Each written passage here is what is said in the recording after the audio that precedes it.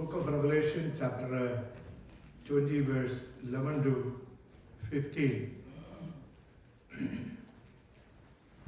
Then I saw a great white throne and him who sat on it, from whose face the earth and heaven fled away, and there was found no place for them. And I saw the dead, small and great, standing before God, and books were opened, and another book was opened, which is the book of life.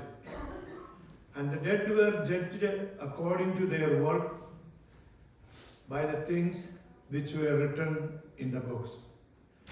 The sea gave up the dead who were in it, and the death and Hades delivered up the dead who were in them. And they were judged, each one according to his work. Then death and Hades were cast into the lake of fire.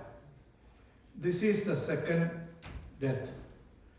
And anyone who not found written in the book of life was cast into the lake of fire. Father, we thank you for this wonderful time. Thank you that this is a blessed opportunity to go through your word. The word may edify in our life to walk in this wicked world. Help us, Lord. This is thy word which is given unto us so that we can straighten our path and live in this world, waiting for your coming. We commit each one of us in your hand. Give me all those strength and wisdom to share from the word. Give the blessing to each one of us, those who are hearing. May it be for their blessings also in their future life. In the name of Jesus Christ, our Lord, we pray. Amen. We have almost come to the close. The last two more chapters are there. Maybe it is a little hard for people to understand.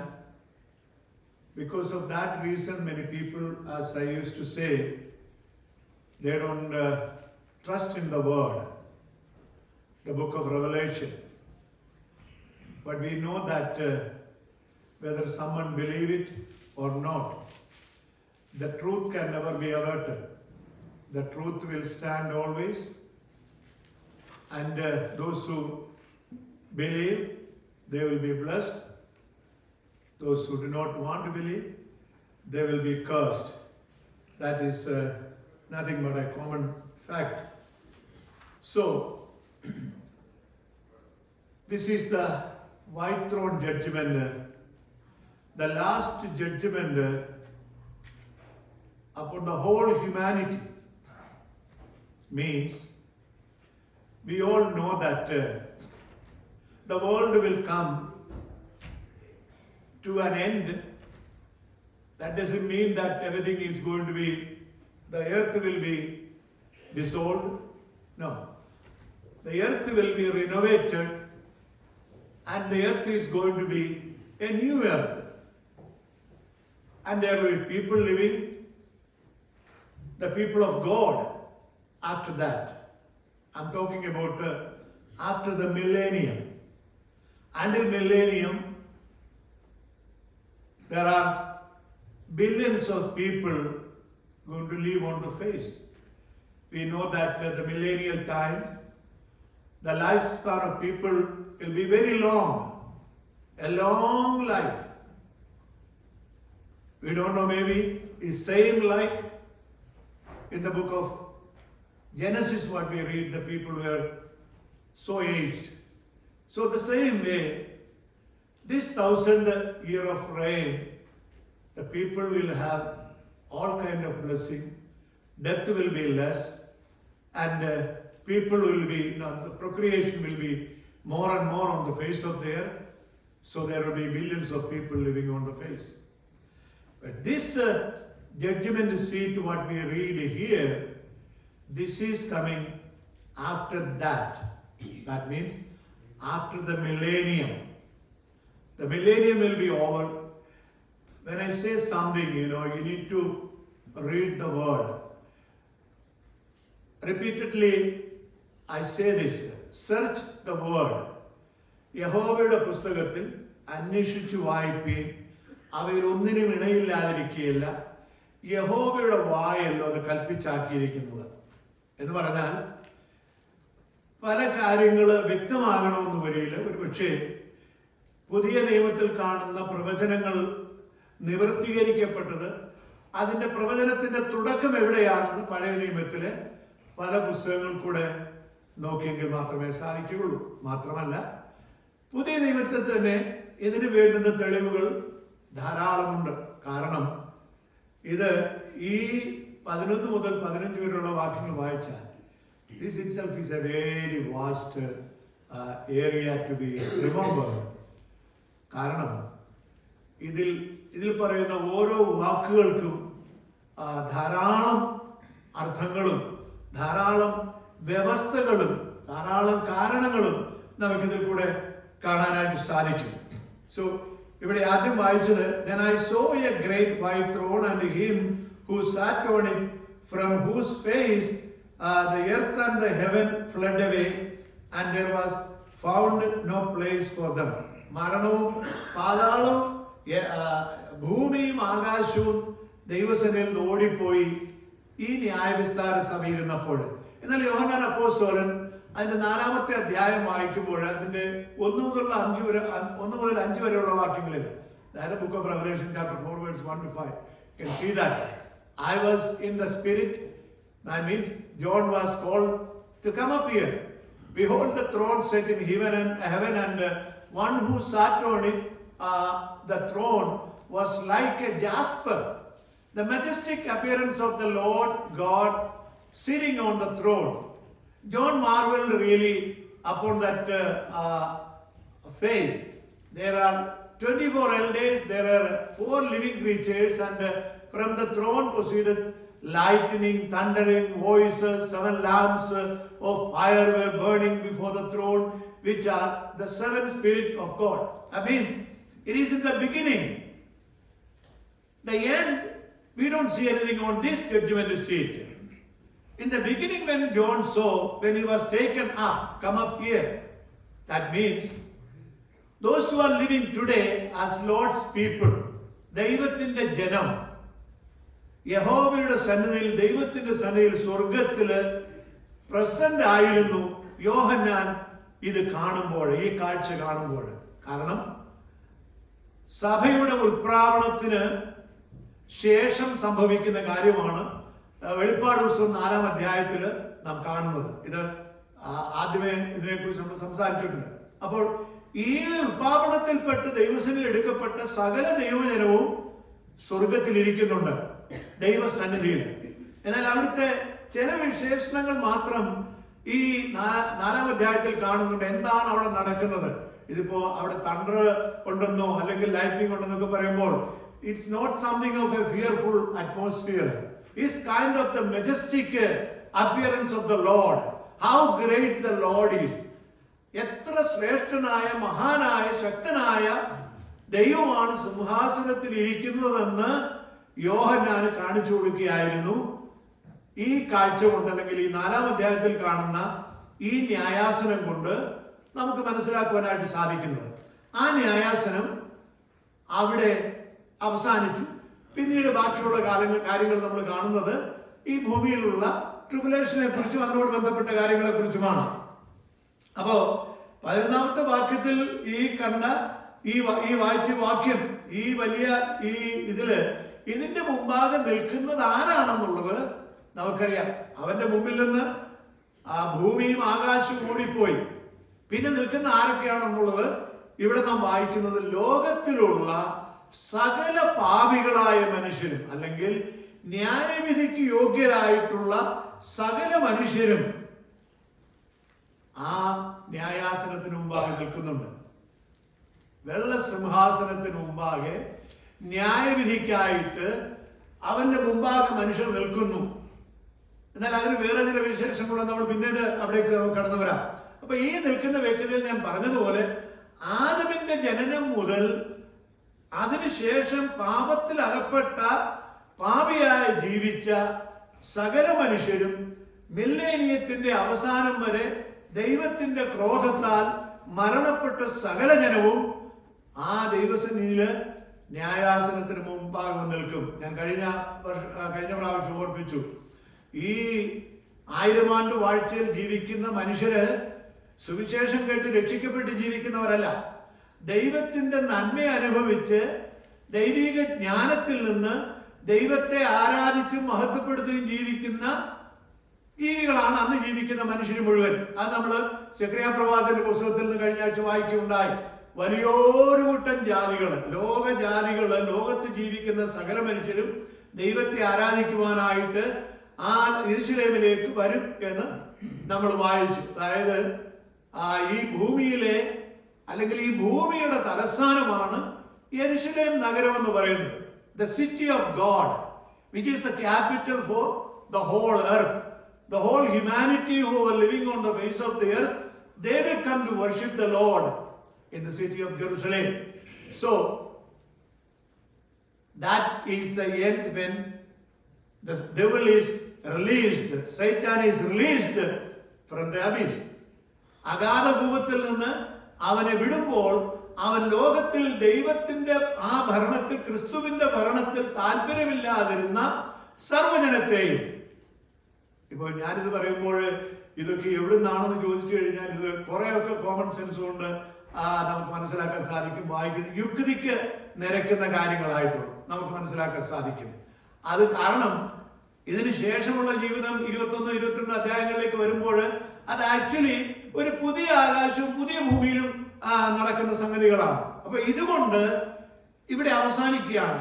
ഈ white thrown judgement എന്ന് പറയുന്നത് that is the last judgment upon the humanity, upon the earth. There is no more judgment anywhere.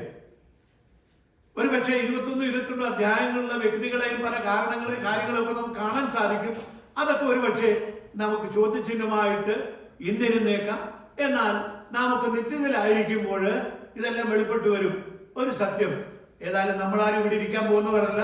കർത്താവ് വരുമ്പോൾ നമ്മൾ ദൈവസന്നിധിയിലായിരിക്കും. അതൊക്കെ കഴിഞ്ഞിട്ടാണ് ബാക്കി കാര്യങ്ങളൊക്കെ നടക്കാനായിട്ട് പോകുന്നത്. അതുകൊണ്ട് അതിനെക്കുറിച്ച് കൂടുതൽ ചിന്തിച്ച് തല ഉണ്ടാക്കുകയൊന്നും വേണ്ട. കാരണം സങ്കീർത്തനക്കാരൻ പറയുന്ന പോലെ ഞാൻ എൻ്റെ ബുദ്ധിക്കെത്താത്ത വൻ കാര്യങ്ങളിലൊന്നും കൂടുതൽ ചിന്തിക്കാനായിട്ട് പോവുകയില്ല. അപ്പോൾ let's understand what we can understand.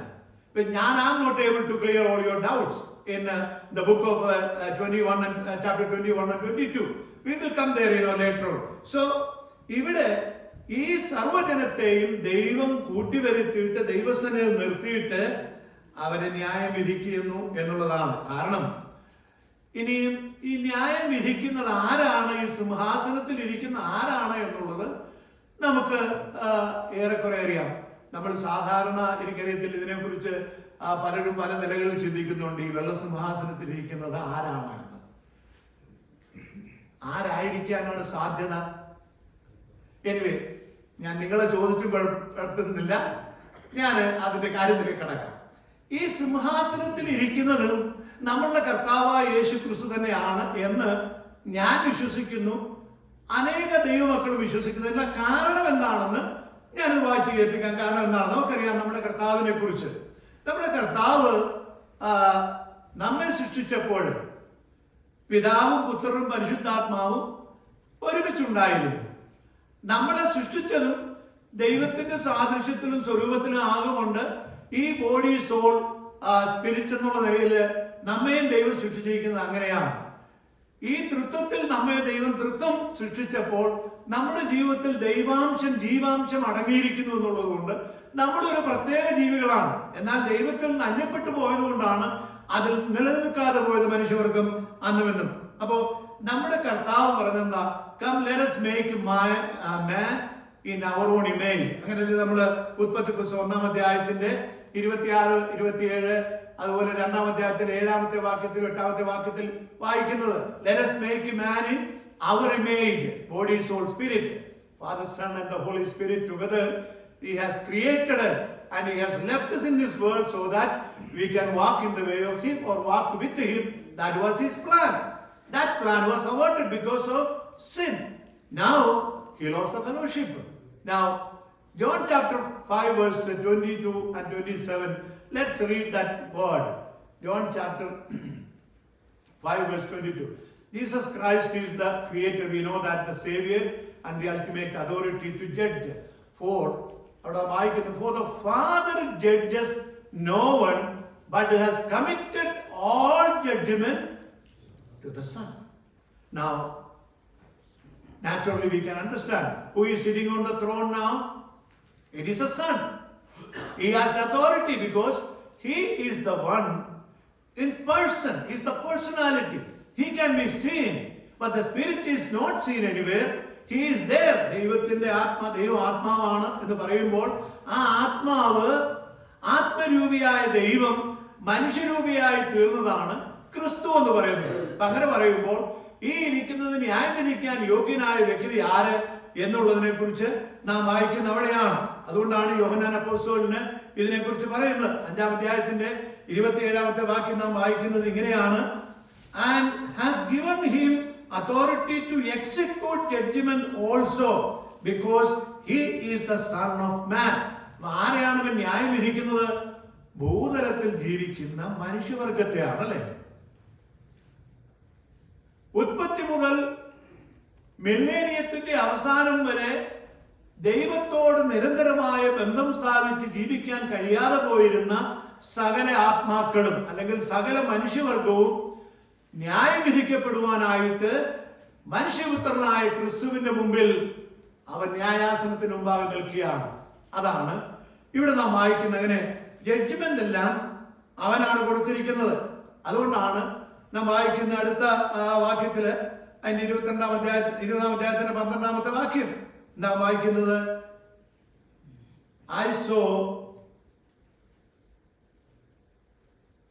And I saw the dead, small and great, standing before God, and the books were opened. ഇപ്പോ ഈ ന്യായാധിപന് അവിടെ വന്നിരിക്കുന്നത് അവന്റെ കയ്യിൽ കുറച്ച് പുസ്തകങ്ങളുമുണ്ട്. അത് ഞാൻ പിന്നീട് അവിടേക്ക് വരാം. എന്നാൽ ഇവിടെ ആദ്യത്തെ ഭാഗം, and I saw the dead, small and great, standing before him. Small and great എന്ന് പറയുമ്പോൾ യാതൊരു പക്ഷാഭേദമില്ലാതെ ഈ ഭൂമിയിൽ ജീവിച്ചിരുന്ന എല്ലാ മിടുക്കന്മാരും മിടുക്കത്തികളും, അതുപോലെ പാവപ്പെട്ടവരും പണക്കാരനും പരിജ്ഞാനമുള്ളവനും ഇല്ലാത്തവനും എല്ലാ മനുഷ്യരും ഒരുപോലെയാണ് ഈ വെള്ളസിംഹാസനത്തിന് മുമ്പാകെ നിൽക്കുവാനായിട്ട് പോകുന്നത്. അവിടെ നമുക്ക് അനേക ജീവിതങ്ങളെ കാണുവാനായിട്ട് സാധിക്കും. ഇന്ന് ലോകത്ത് ജീവിച്ച് മനുഷ്യരെ വഴിതെറ്റിച്ച് ജീവിക്കുന്ന ഏതെല്ലാം രീതിയിലുള്ള മനുഷ്യര്, ഒരുപക്ഷെ ഈ കറപ്റ്റ് പൊളിറ്റീഷ്യൻസ്, ഈ ലോകത്തിൽ കാണുന്ന കള്ളന്മാര്, കൊള്ളക്കാര്, ഹ്യൂമൻ ട്രാഫിക്കേഴ്സ്, ഏതെല്ലാം നിലകളിൽ പാപപ്രകൃതികളിൽ ജീവിക്കുന്ന സകല മനുഷ്യരും അന്ന് അവിടെ ഉണ്ടായിരിക്കും, അവന്റെ സന്നിധാനത്തിൽ. അവിടെ പക്ഷാഭേദമൊന്നുമില്ല. എല്ലാവരും ഒരുപോലെ, ചെറിയവനും വലിയവനും എല്ലാവരും ഒരുപോലെ ആ ന്യായാസനത്തിന് മുമ്പാകെ നിന്ന് ഈ ദൈവം ബാക്കി കാര്യങ്ങൾ പിന്നീട് ചെയ്യുന്നതാണ്. അപ്പൊ ഇവിടെ ഇവരെ ന്യായം വിധിക്കുവാനായിട്ട് ദൈവം വെച്ചിരിക്കുന്ന പുസ്തകങ്ങളാണ്. ഈ പുസ്തകത്തിൽ നോക്കിയിട്ടാണ് ഈ കാര്യങ്ങൾ പറയുന്നപ്പോ ഇവൻ നീതിമാനായ ദൈവമായതുകൊണ്ട് ആർക്കും അവനോട് ചോദിക്കാൻ സാധിക്കുകയില്ല. No one can ever question the authority of the Lord, because he is sitting there with the life history of the people. Everyone, there is an evidence, the life of each one of the people. That is what we see. The next portion we see that he has books with him. The book of law, ദൈവത്തിന്റെ നിയമപുസ്തകം, the book of evidence of the life, the second resurrection of sinners, of their reward of eternal life. Chapter 20 verse 26 6 നമ്മൾ ഇങ്ങനെയാണ് അതിനെക്കുറിച്ച് വായിക്കുന്നത്. Blessed and holy is he who has part in the first resurrection. Over such the second death has no power, but they shall be priests of God and of Christ, and shall reign with him 1,000 years. ഇത് ദൈവത്തിന്റെ തെരഞ്ഞെടുക്കപ്പെട്ട ജനം, അവർ ദൈവത്തോട് ഒരുമിച്ച് വാഴുന്ന വാഴ്ചയും, അതല്ലാത്ത വ്യക്തികൾ, ലോകത്തിൽ ജീവിക്കുന്ന പാപികളായ മനുഷ്യർക്ക് ന്യായം വിധിക്കുവാനായിട്ട് ദൈവം തീരുമാനിച്ചിരിക്കുന്ന ന്യായവിധിയുടെ പുസ്തകം. ഇതിനെക്കുറിച്ച് വ്യക്തമായിട്ട് നമുക്ക് മനസ്സിലാക്കാൻ സാധിക്കും. മാലാഖിയുടെ പുസ്തകം അതിന്റെ 3-ാം അധ്യായത്തിന്റെ 16-ഉം 17-ഉം വാക്യങ്ങൾ വായിക്കുമ്പോൾ മലാഖി ചാപ്റ്റർ 3 verse 16 and 17 ഇങ്ങനെ വായിക്കുന്നത്, the book of remembrance in which all the work of the saints are written. The Lord was listening every time when the people of God were talking. At the same time, the Lord was keeping a record of all the human beings, whatever they were doing without God, that is also recorded. Now you see, that is another truth, because this is God's way of doing things in the right way. അനീതിയായിട്ടും അന്യായമായിട്ടും ഒന്നും ചെയ്യുന്നവനല്ല നമ്മുടെ കർത്താവ്, മറിച്ച് നീതിയോടും ന്യായത്തോടും ന്യായം വിധിക്കുന്ന ഒരു ദൈവമാണ് നമ്മുടെ കർത്താവ്. അതാണ് നമ്മുടെ ദൈവത്തിന്റെ സ്വഭാവത്തെ കുറിച്ച് നമുക്ക് കാണുവാനായിട്ട് സാധിക്കുന്നത്. അപ്പൊ ദൈവത്തിന്റെ സ്മരണ പുസ്തകത്തിൽ നമ്മളെ ഓരോരുത്തരുടെയും നമ്മുടെ ജീവിതത്തിൽ ചെയ്യുന്ന സകല കാര്യങ്ങളും, നമ്മൾ ചെയ്യുന്ന നന്മയും നമ്മൾ ചെയ്യുന്ന സകല ദൈവിക പ്രവർത്തനങ്ങളും പദ്ധതികളും മുഴുവനും ദൈവം അവിടെ നോട്ട് ചെയ്യുന്നുണ്ട്. നമ്മുടെ ഹൃദയത്തെ നന്നായിട്ട് അറിയുന്ന ഒരു ദൈവം, അതുപോലെ ദൈവത്തെ കൂടാതെ ജീവിക്കുന്നവനും. അപ്പോ ഈ പുസ്തകങ്ങൾ തുറന്നപ്പോൾ ഇതിൽ എഴുതിയിരുന്നതിനനുസരണമായിട്ടാണ് ദൈവം വിധി കൽപ്പിക്കുന്നത്. അപ്പോ ഈസ് എ റൈച്ചസ് ഗോഡ്, അതാണ് നമ്മൾ കാണുന്നത്. മത്തായിയുടെ സുവിശേഷം അതിന്റെ 10-ാം അധ്യായത്തിൽ നമ്മൾ വായിക്കുന്നുണ്ട്, Actually I say to you, it will be more tolerable for the land of Sodom and Gomorrah in the day of judgment. കാരണം ദൈവം ന്യായം വിധിക്കുമ്പോൾ ഇന്നത്തെ മനുഷ്യന്റെ പാപം എന്ന് പറയുന്നത് സോദോം ഗോമോരയിൽ ജീവിച്ചിരുന്ന മനുഷ്യരെക്കാൾ ഭയാനകമായ രീതിയിലുള്ള പാപപ്രവൃത്തികളിലാണ് ഇന്ന് മനുഷ്യർ ജീവിക്കുന്നതെന്നാണ് തിരുവനന്തപുരത്തിൽ വായിക്കാൻ സാധിക്കുന്നത്. നോക്കുക, നമ്മുടെ ചുറ്റുപാടുകളിൽ നോക്കിക്കേ, രാജ്യവ്യാപകമായിട്ട് ജാതികമായിട്ട് ഭൂമിയിൽ നടക്കുന്ന ഏതെല്ലാം രീതിയിലുള്ള പ്രാകൃത ജീവിതങ്ങളെ നമുക്ക് കാണുവാനായിട്ട് സാധിക്കും. ദൈവം സൃഷ്ടിച്ച സൃഷ്ടികൾ തങ്ങളെ തന്നെ വൃത്തിഹീനമാക്കിക്കൊണ്ട് ദൈവത്തോട് മത്സരിക്കുന്ന ഒരു വലിയ കൂട്ടം ജനത്തിന് മുമ്പിലാണ് ഞാനും നിങ്ങളും ജീവിക്കുന്നത്. ഇതിന്റെ മധ്യത്തിൽ ജീവിക്കുക എന്ന് പറയുന്നത് അത്ര എളുപ്പമുള്ള കാര്യമൊന്നുമല്ല കേട്ടോ. It's a very difficult, but his grace is always sufficient for us. So നമുക്ക് അതിനോടുള്ള ബന്ധത്തിൽ വാക്യങ്ങൾ പലതുണ്ടെന്ന് വരികയിലും അപ്പോസ്തല പ്രവൃത്തികൾ അതിന്റെ 17-ാം അധ്യായത്തിന്റെ 31-ാമത്തെ വാക്യം ആർക്കെങ്കിലും ഒന്ന് വായിക്കാം വേഗത്തില്. അപ്പോസ്തല പ്രവൃത്തികൾ 17-ാം അധ്യായത്തിന്റെ 31-ാമത്തെ വാക്യം.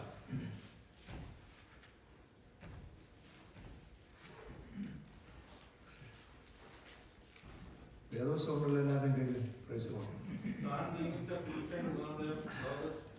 ലോകത്തെ നീതിയിൽ ന്യായീകരിക്കുവാൻ അവൻ ഒരു ദിവസത്തെ നിശ്ചയിച്ചു. അവനെ മരിച്ചവരിൽ നിന്ന് ഉയർത്തെഴുന്നേൽപ്പിച്ചതിനാൽ എല്ലാവർക്കും അതിന്റെ ഉറപ്പ് നൽകിയിരിക്കുന്നു. നോക്കുക, എത്ര മനോഹരമായിട്ടാണ് ദൈവം ഒരു കാര്യം പ്രകീർത്തിച്ചിരിക്കുന്നത്. നോക്കുക, താൻ നിയമിച്ച പുരുഷൻ മുഖാന്തരം, that is our Lord Jesus Christ, അവൻ മുഖാന്തരം ലോകത്തെ നീതിയിൽ ന്യായം വിധിപ്പാൻ അവൻ ഒരു ദിവസത്തെ നിശ്ചയിച്ചു. അപ്പോ അതിന്റെ തെളിവായിട്ട് നമുക്ക് ലഭിച്ചതാണ് അവനെ മരിച്ചവരിൽ നിന്ന് കർത്താവിനെ ദൈവം ഉയർപ്പിച്ചു എന്നുള്ള വസ്തുതയുണ്ട്. അപ്പോ നമ്മെ സംബന്ധിച്ചിടത്തോളം ഒരു ദിവസം ദൈവം ന്യായം വിധിക്കുവാനായിട്ട്, അതായത് final judgement is already been arranged for the humanity. അത് എന്ന് നടക്കും എന്നൊന്നും നമുക്കറിഞ്ഞുകൂടാ, പക്ഷേ അത് നടക്കുമെന്നുള്ളത് ദൈവിക നിശ്ചയമാണ്. അതുകൊണ്ടാണ് ഈ യോഹന്നാന്റെ സുവിശേഷം നമ്മൾ വായിച്ചത് അതിന്റെ 27-ാമത്തെ 5-ന്റെ 27, 28 വാക്കുകളൊക്കെ, do not marvel at this, for the hour is coming in which all who are in the grave will hear his voice and come forth. Those who have done good, that means those who have accepted the gospel, to the resurrection of life, and those who have done evil, that means who is rejected the gospel, to be resurrected for condemnation. You know, God of the love, he gives always the opportunity to the people. അങ്ങനെയാണ് നമ്മെ ദൈവം സൃഷ്ടിച്ചിരിക്കുന്നത്, to make the choice. You have all the liberty and right and ability to choose the right path. If you don't do it, you cannot blame God. ദൈവം ന്യായവിധിക്കായിട്ട് മനുഷ്യനെ വിധിക്കുമ്പോൾ, മനുഷ്യൻ ദൈവത്തിൽ നിൽക്കുമ്പോൾ ആർക്കും പ്രതിവാദം പറവാൻ കഴിയാതെ വണ്ണം എല്ലാവരുടെയും വായടഞ്ഞിരിക്കും. കാരണം മനുഷ്യന്റെ സകല ദുഷ്പ്രവർത്തികളും രേഖപ്പെടുത്തിയ അവന്റെ ജീവചരിത്രം ഇവിടെ വായിക്കാണുന്നത് പോലെ അവനെ ന്യായാസനത്തിന് മുമ്പാകെ പേര് ചൊല്ലി വിളിച്ച് ദൈവം ന്യായം വിധിക്കുകയാണ്. അടച്ചൊരു ന്യായവിധിയല്ല. He need to check. He need to know the names. He know the name. He call the name. He read his life because the chronicle is written. അവന്റെ ദിനവൃത്താന്തം എഴുതി വെച്ചിരിക്കുന്ന പുസ്തകം അവൻ തുറന്നിട്ട് വാദിക്കുകയാണ്. നിന്റെ ജീവിതം എന്തായിരുന്നു അത് വായിച്ചിട്ട് അതിനനുസരിച്ച് അവൻ അവരെ ന്യായം വിധിക്കുകയാണ്. അപ്പോ ആർക്കും അവനോട് ചോദ്യം ചെയ്യാൻ സാധിക്കുകയില്ല. ഇനിയും എന്റെ സമയം വളരെ വേഗത്തിൽ പോകുന്നതുകൊണ്ട് പത്രോസിന്റെ ലേഖനം അതിന്റെ 2-ാം അധ്യായത്തിന്റെ 9-ാമത്തെ വാക്യം നമുക്കൊന്ന് വായിച്ചു നോക്കാം. 2 Peter chapter 2 verse 9 and 3. ഭക്തന്മാരെ പരീക്ഷയിൽ നിന്ന് വിടുവിപ്പാനും നീതികെട്ടവരെ വിശേഷാൽ മലിനമോഹം കൊണ്ട് ജഡത്തെ അനുസരിച്ച് നടക്കാതെയും കർത്തൃത്വത്തെ നിന്ദിക്കുകയും ചെയ്യുന്നവരെ തന്നെ. ദൈവത്തിന്റെ ന്യായവിധിക്ക് ആർക്കെങ്കിലും ചോദ്യം ചെയ്യാനായിട്ടുള്ള കഴിവുള്ളവരായിട്ടുണ്ടോ? Nobody can question him because he is a righteous God.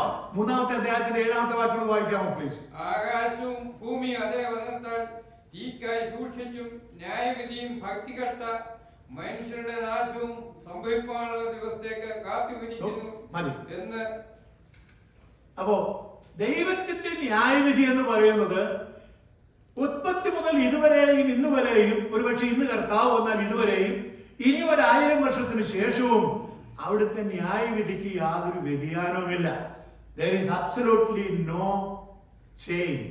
അപ്പോൾ ഈ ചെറിയ ജീവിതം, let it be a life which is pleasing to the Lord, not a deceptive life.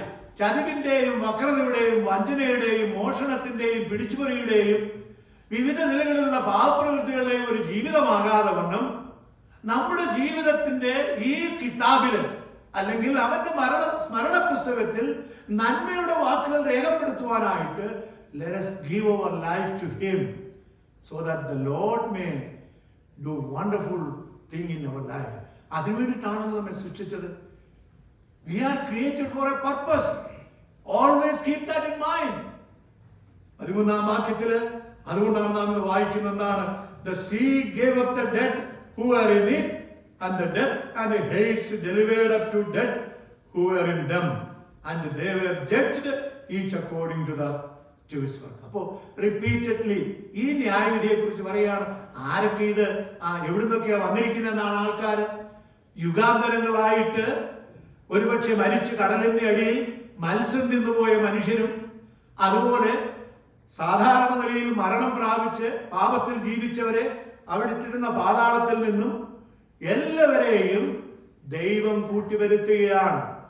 ആർക്കും പ്രതിവാദം പറയാൻ കഴിയാതെ വണ്ണം. അതാണ് ദൈവത്തിന്റെ ന്യായവിധിയുടെ രീതി എന്ന് പറയുന്നത്. അപ്പോ ദൈവം തന്നിരിക്കുന്ന ഈ മനോഹരമായ അത്ഭുതമായ ജീവിതം ദൈവിക ജ്ഞാനത്തിൽ ജീവിപ്പാൻ നമുക്കിടയാകുന്നു വരികയും നാം എത്രയോ ഭാഗ്യമുള്ളവരാണ്. നാം തന്നെ ഒന്ന് ചിന്തിച്ചു നോക്കുക. അപ്പോ ദൈവം തുറന്ന ഈ പുസ്തകം, ഇതിനു മുമ്പാകെ ഇതിനിടെ ഒരു കാര്യം കൂടെ പറയാനായിട്ടുണ്ട്.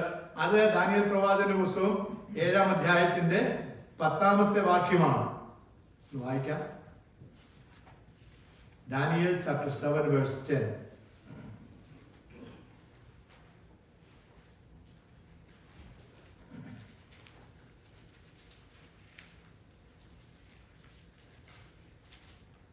A fiery stream issued and came forth from before him. 1,000 ministered to him. 10,000 times 10,000 stood before him. The court was seated and the books were opened. Okay. ഇത് ക്രിസ്തുവിനും 400-500 വർഷങ്ങൾക്ക് മുമ്പ് സ്വർഗത്തിലെ ദൈവം രേഖപ്പെടുത്തിയിരിക്കുന്ന വസ്തുതയാണ്. ദാനിയേലിന് ദൈവം വെളിപ്പെടുത്തി കൊടുത്ത വരുവാൻ പോകുന്ന ന്യായവിധിയുടെ അതിഭയങ്കരമായ ഒരു ചിത്രീകരണം ഈ പുസ്തകത്തിൽ ദാനിയേലിന് ദൈവം കൊടുത്ത വിഷൻ ഇവിടെ, അതുകൊണ്ടാണ് നമ്മൾ വായിക്കുന്നത്. അത് മലയാളത്തിൽ നിന്ന് വായിക്കാമോ ഒന്നുകൂടെ പ്ലീസ്? 10, 7:10. ഒരു അഗ്നി നദി അവന്റെ മുമ്പിൽ നിന്ന് പുറപ്പെട്ടു വഴി മാത്രം മതി. ഒരു അഗ്നി നദി അവന്റെ മുമ്പിൽ നിന്ന് പുറപ്പെടുന്നു. അപ്പോ ഈ ന്യായാസനത്തിന് മുമ്പാകെ, വെള്ളസിംഹാസനത്തിന് മുമ്പാകെ, അവന്റെ മുമ്പാകെ കാണുവാൻ സാധിക്കുന്ന എന്താണ് ഇവിടെ നമുക്ക്? ഒരു ലേക്ക് ഓഫ് ഫയർ. ദാനിയേലിനെ കാണിച്ചു കൊടുത്തത് ഒരു ഗന്ധക നദി, തീ നദി അവന്റെ മുമ്പിൽ കൂടെ ഒഴുകുകയാണ്. അവനോടൊപ്പം ആരൊക്കെ നിൽക്കുന്നു എന്നുള്ളതിനെ കുറിച്ച് നാം വായിക്കുന്നതാണ്. thousands and thousands, 10,000 people. What are they doing? They are serving him. വായിച്ച് മനസ്സിലായോ? അവൻ എന്താണ് ഇവിടെ ചെയ്യുന്നത് എന്നുള്ളത് നമുക്ക് പിന്നെ അത് കഴിഞ്ഞ് വായിക്കാം. കാരണം they stood before him, the court was seated and the book were open. ഒന്ന് മനസ്സിൽ അതൊന്ന് ചിന്തിച്ചു നോക്കി. ഒരു കോർട്ടില് ന്യായാധിപൻ ഇരിക്കുന്നു, കുറ്റക്കാരനും ആരോപിച്ചവനും ആരോപിക്കപ്പെട്ടവനും നിൽക്കുന്നു, കേൾവിക്കാരായിട്ടുള്ള അനേകരിരിക്കുന്നു. അപ്പോ ഈ കേൾവിക്കാരുടെയും കാഴ്ചക്കാരുടെയും മുമ്പിലിരിക്കുന്ന കുറ്റവാളികൾ ഒരു വശത്ത്, ഇത് കാണാതിരിക്കുന്ന ആയിരങ്ങൾ, 10,000 മറുവശത്ത് കാണുകയാണ്. അവൻ എന്താണ് ചെയ്യുന്നത്? അവനെ ശുശ്രൂഷിച്ചുകൊണ്ട് അവനോട് ഒരുമിച്ച് നിൽക്കുകയാണ്. എന്തൊരു അനുഗ്രഹിക്കപ്പെട്ട ഒരു ചിന്തയാണ് നോക്കുക. ഇവിടെ വെളിപ്പാട് പുസ്തകത്തിൽ വായിക്കുന്നത് the death and the hates were cast into the lake of fire. This is the second death. അപ്പോ രണ്ടാം മരണത്തിലേക്ക് ഭൂമിയിൽ ന്യായം വിധിക്കപ്പെട്ട സകല മനുഷ്യരെയും യഹോവയായ ദൈവം അവന്റെ മുമ്പിൽ കൂടെ ഒഴുകുന്ന ഈ ഗന്ധക നദിയിലേക്ക്, തീ നദിയിലേക്ക്, പാപത്തിൽ ജീവിച്ച വ്യക്തിയുടെ അവന്റെ ന്യായവിധിയെ കുറിച്ച്, അവന്റെ ജീവിതങ്ങളെ കുറിച്ച് വായിച്ചിട്ട് അവനെ പൊക്കിയെടുത്ത് ആ നദിയിലോട്ടിടുകയാണ്. ഗന്ധക നദിയിലൊക്കെ അവിടെയാണ് അവന്റെ വാസം. It's very simple. ഇവിടെ റോക്കറ്റ് സയൻസ് ഒന്നും ഇത് മനസ്സിലാക്കാനായിട്ട്.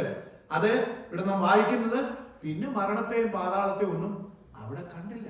നമുക്കറിയാം ദൈവത്തിന്റെ ന്യായവിധി സമയത്ത് ഈ ഭൂമിയിൽ ഇത് ഭൂമി കത്തിയഴിയും, വേറൊരു ഭൂമി ഇവിടെ സംജാതമാകും, മനോഹരമായൊരു ആ ഭൂതലം സംജാതമാകും. ഏതൊക്കെയാണ് എങ്ങനെയൊക്കെയാണെന്നുള്ളത് വാസ്തവമായിട്ട് നമുക്ക് അറിഞ്ഞുകൂടാ. പുതിയ ആകാശത്തെ കുറിച്ചും പുതിയ ഭൂമിയെ കുറിച്ചും നമ്മൾ പഠിക്കുമ്പോൾ നമുക്ക് ഒരല്പമൊക്കെ മനസ്സിലാക്കാനായിട്ട് സാധിക്കും. നമ്മെ സംബന്ധിച്ചിടത്തോളം ഈ പത്രോസിന്റെ 3-ാം അധ്യായത്തിന് 12-ാമത്തെ വാക്യത്തിൽ നാം വായിച്ച പോലെ the day of the Lord will come as a thief in the night, in which the heaven will pass away and with a great noise. ഈ ആകാശം കൊടുമുഴക്കത്തോട് കത്തി എഴിഞ്ഞു പോകുവാനായിട്ട്, ഭൂമിയിൽ കത്തി എഴിയുവാനായിട്ട്, യാതൊരു വിധമായിട്ടുള്ള ആവശ്യമില്ലാത്ത യാതൊരു വസ്തുക്കളും കാര്യങ്ങളും ഭൂമിയിലില്ല, മനുഷ്യരില്ല, മൃഗങ്ങളില്ല, ആകാശമില്ല. ഇതൊക്കെ അടുത്ത അധ്യായങ്ങളിൽ നമുക്ക് കാണാനായിട്ട് സാധിക്കും. അങ്ങനെ ഒരു അനുഭവത്തിലേക്ക് പിന്നെ ആരാണുള്ളത്? നമ്മളും ദൈവവും ദൂതന്മാരും. അങ്ങനെയുള്ള ഒരു അനുഭവത്തിലേക്കാണ് നമ്മൾ പ്രവേശിക്കാൻ പോകുന്നത്. അതാണ് നമ്മുടെ പ്രത്യാശ എന്ന് പറയുന്നത്. ഇപ്പൊ തിരുവചനം വായിക്കുമ്പോൾ വളരെ വളരെ ശ്രദ്ധയോടുകൂടെ വായിക്കുക. അവൻ വെച്ചിരിക്കുന്ന ഈ അവൻ ഉണ്ടാക്കിയിരിക്കുന്ന ഈ ലേക്ക് ഓഫ് ഫയറിലേക്ക് പോകാതിരിക്കാൻ ഇന്ന് ഭൂമിയിൽ ജീവിച്ചിരിക്കുന്ന മനുഷ്യർ ശ്രദ്ധിക്കുന്നു എന്ന് വരിയിൽ നല്ലത്. നമ്മെ സംബന്ധിച്ച് ലൂക്കോസിന്റെ സുവിശേഷം 12-ാം അധ്യായത്തിന്റെ 35 വാക്യങ്ങൾ വായിക്കുമ്പോൾ നമ്മൾ വായിക്കുന്നുണ്ട്, നിങ്ങളുടെ അരകെട്ടിയും വിളക്ക് കത്തിയും കൊണ്ടിരിക്കട്ടെ. It's a small span of life.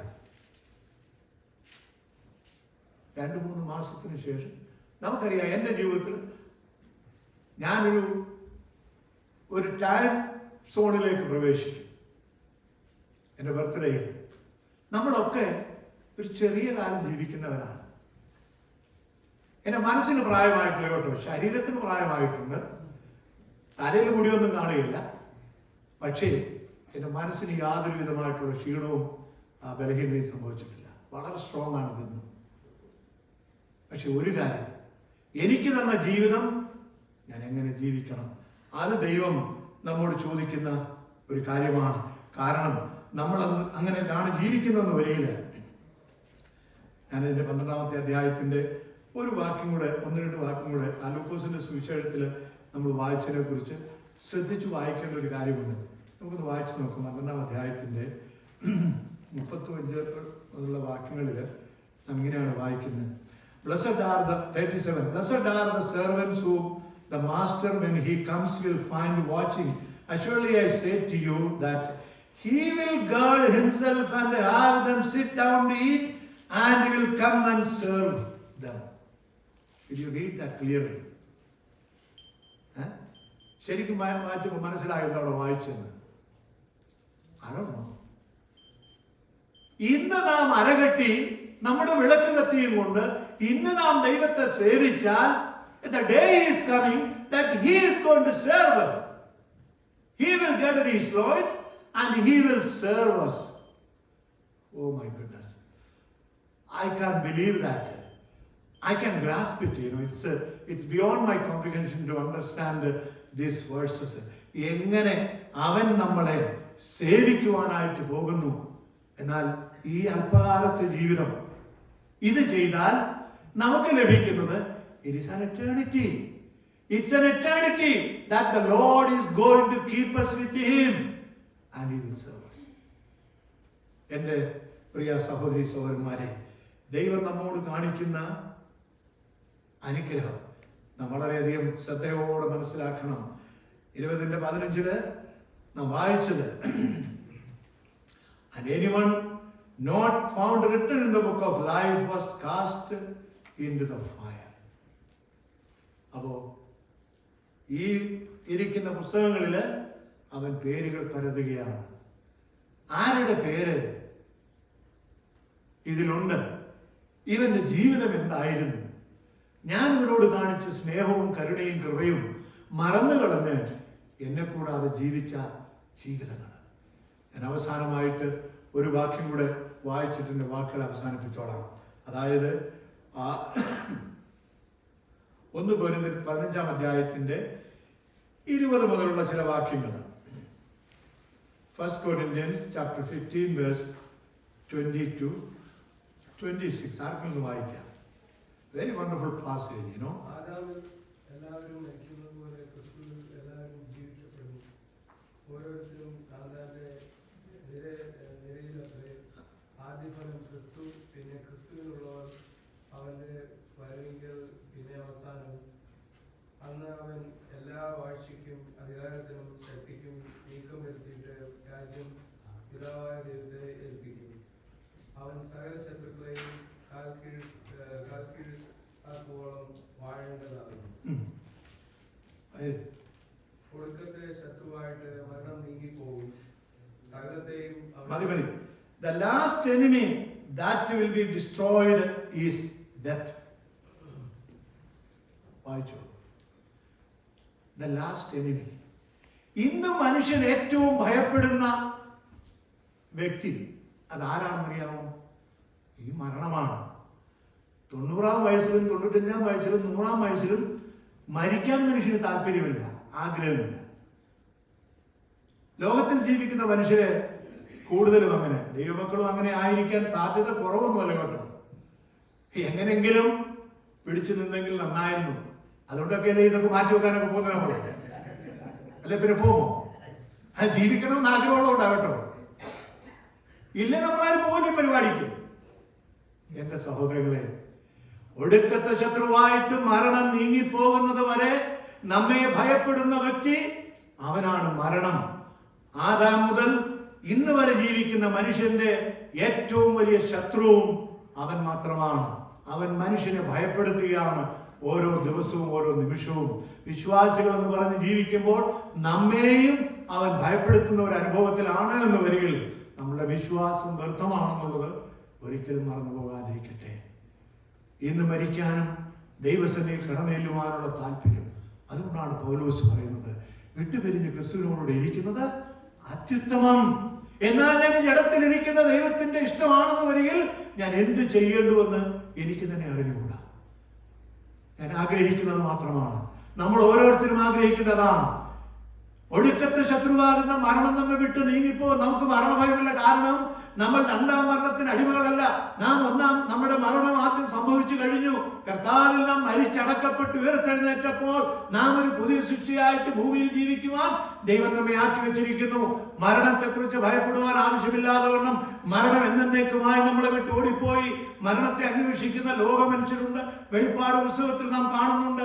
രാജാക്കന്മാരും പ്രഭുക്കന്മാരും വലിയ വലിയ ആൾക്കാരും മരിക്കാൻ ആഗ്രഹിച്ച് പാറകളുടെ വിള്ളലുകളിലും സമുദ്രത്തിലും എടുത്ത് ചാടുമ്പോൾ അവന്റെ അവസ്ഥ എന്ന് പറയുന്നത്, ഈ ഭയാനകമായ കുഞ്ഞാടിന്റെ കോപത്തിൽ നിന്ന് എന്നെ രക്ഷിക്കും. അതൊരു ഭയാനകമായ അനുഭവമാണ്. അങ്ങനെ സംഭവിക്കാൻ നമുക്ക് ആവശ്യമില്ല. കാരണം നാം ഒന്നും ഇവിടെ ഇല്ല. നാം ഒന്ന് ദൈവസന്നിധിയിലാണ്.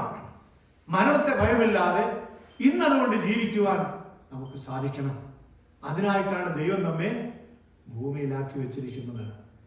ദൈവം നമുക്ക് നൽകിയിരിക്കുന്ന അനുഗ്രഹങ്ങൾ അതൊക്കെയാണ്. അതുകൊണ്ട് ആ രീതിയിൽ അവന്റെ വരവിനെ ബന്ധപ്പെടുത്തി ജീവിപ്പാൻ ഒരു വശത്ത് ലോകജാതികൾ ന്യായവിധിയിലാവപ്പെട്ട് ആ അതിഭയങ്കരമായിട്ടുള്ള നരകാഗ്നിയിലേക്ക് അവൻ എടുത്തെറിയപ്പെടുമ്പോൾ മറ്റൊരു കൂട്ടം ജനങ്ങള് എവിടെയാണെന്നോട് പറഞ്ഞ് ഞാൻ അവസാനിപ്പിക്കാം.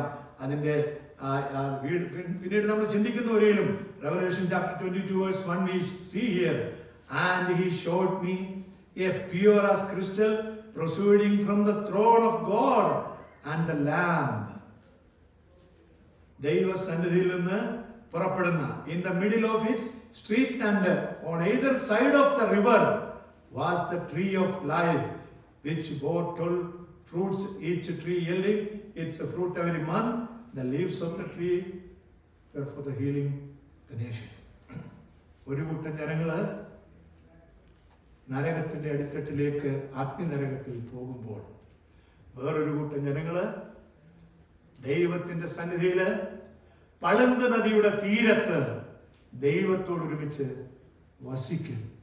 ഞാനും നിങ്ങളും ആ പ്രത്യാശയിലാണ് ജീവിക്കുന്നത്. ഒരിക്കൽ പ്രൈസ് ദി ലോർഡ്. അല്ലെങ്കിൽ ചിന്തിക്കാതിരിക്കുന്നു, ഈ ജീവിതം കൊണ്ട് നാം എന്ത് സാധിച്ചു, എന്ത് നേടി, എന്ത് നേടാൻ പോകുന്നുവെന്ന് ഭയത്തോടെ ചിന്തിക്കുക. It's a very serious life. It's a very serious time. We don't have much time. So let us surrender our life to the Lord and do whatever more in the days ahead we can do. May the good Lord help us to glorify His name through our life.